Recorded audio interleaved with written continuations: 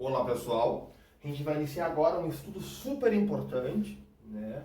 Que é a noção de fração, que é uma ideia que vocês vão levar assim para o resto da vida escolar de vocês, tá? De agora até o terceiro ano do ensino médio, vocês vão falar de frações, vão usar frações, então ter essa noção é algo assim bem importante mesmo, tá? Então assim, primeiro, quando eu falo de fração, eu estou pensando em alguma coisa que era inteira, né? Que era inteiro e que foi dividido em partes. Então, para nós, a palavra fração, né? Ela vai ter o significado de pedaço, né?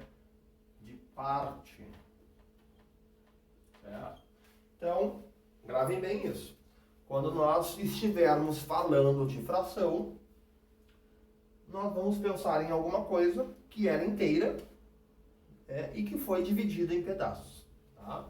Essa é uma ideia super importante. E aí a gente tem essa figura aqui, certo? E ela está dividida em 15 pedaços. Ó. 1, 2, 3, 4, 5. 1, 2, 3, 3 vezes 5, 15. São 15 pedaços, né? E destes 15 pedaços, nós temos 1, 2, 3, 4 que estão destacados, que estão escurecidos.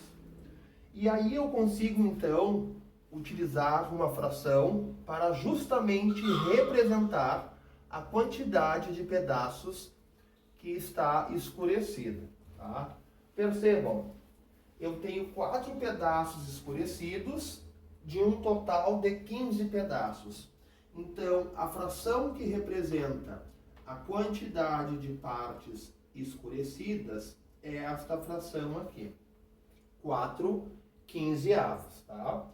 E aí, numa fração, eu sempre vou ter dois termos, dois números, né? O numerador e o denominador, tá? Numerador e o denominador. Tá? E qual é a diferença? Bom, o denominador, né, é o total de partes em que o meu inteiro foi dividido, certo? É o total de partes que eu tenho. E o numerador, né, é o total não, mas é a quantidade de partes que eu estou falando. Então percebam, numerador me diz as partes que eu estou falando. Denominador me diz o total de partes que o meu inteiro tem, né? O meu inteiro era alguma coisa que era inteira que foi dividida em pedaços, tá? Numerador sempre o de cima, denominador sempre o de baixo, tá? E na verdade o denominador é o que dá o nome, por isso que ele é chamado assim, certo? A gente sempre vai usar essa barrinha aqui para escrever fração, tá? Existe uma outra maneira de escrever fração, que é assim, ó, usando a barra diagonal. Então, percebam que aqui eu tenho 4 quinzeavos e aqui também eu tenho 4 quinzeavos, tá? É a mesma informação escrita de maneira um pouquinho diferente, mas o significado é o mesmo, tá? A informação que eu tenho aqui é a mesma. E uma coisa importante, quando eu falo de fração, certo? Eu estou falando de alguma coisa que foi dividida em partes do mesmo tamanho, certo? Sempre que eu falo de fração, o tamanho das partes que formam essa fração, o tamanho de cada parte é igual, tá? Eu não posso ter, né, numa fração, partes com tamanhos diferentes. Nunca vai acontecer isso aqui, por exemplo, ó.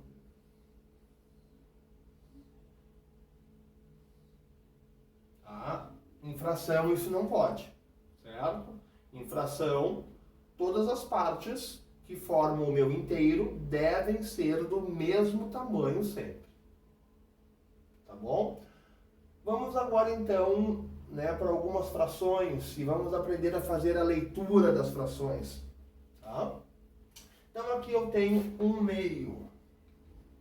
1/2 é alguma coisa que foi dividida em duas partes e eu estou falando de uma. Depois eu tenho 1/3, né, que seria alguma coisa que foi dividida em 3 partes, eu estou falando de uma. Na sequência eu tenho 1/4, né, ou seja, eu tenho 4 partes e eu estou falando de uma. 1/5, né, ou seja, uma parte de um total de 5. 1/6, né, uma parte de um total de 6. 1/7, né, uma parte de um total de 7, certo? 1/8, né, eu tenho 8 partes, estou falando de uma. E 1/9, né, eu tenho 9 partes e estou falando de uma. Lembrando que todas essas frações podem ser reescritas desta maneira, tá? Eu não vou escrever todas aqui, mas eu posso escrever assim, ó, 1/2, posso escrever assim, ó, 1/5, tá? 1/7, ou seja, eu sempre tenho essas duas opções de escrita para frações. Vamos seguir aqui. 1/10, né? E aí nós temos então 10 partes e estamos falando de uma. Bom, chegamos em 10. Agora eu tenho aqui, ó, 11 partes, das quais eu estou falando de uma. Do 11 em diante, a gente faz a leitura da seguinte maneira. A gente, né, lê o número como ele é lido normalmente e acrescentamos a palavra avos. Tá? E avos quer dizer partes. Então, aqui eu tenho 11 avos. Tá? Aqui eu tenho 3/8, né? Ou seja, de 8 partes eu estou falando de 3. Aqui 5/9, né? Onde eu tenho 9 partes, eu estou falando de 5, né? E percebam outra coisa. Aqui é nono e aqui é nonos. Por quê? Porque aqui eu peguei só uma parte. Então a palavrinha ficou no singular. Aqui eu estou pegando 5 partes das 9 que eu tenho. Então fica no plural. Tá? 1/100.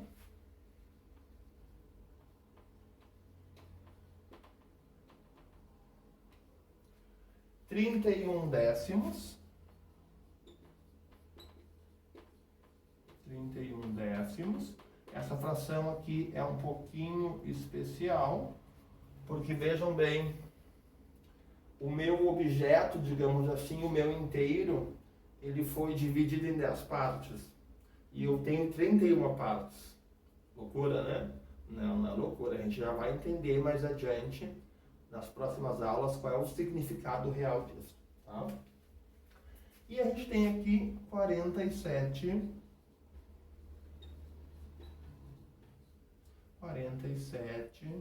milésimos. Tá? Então, assim, ó,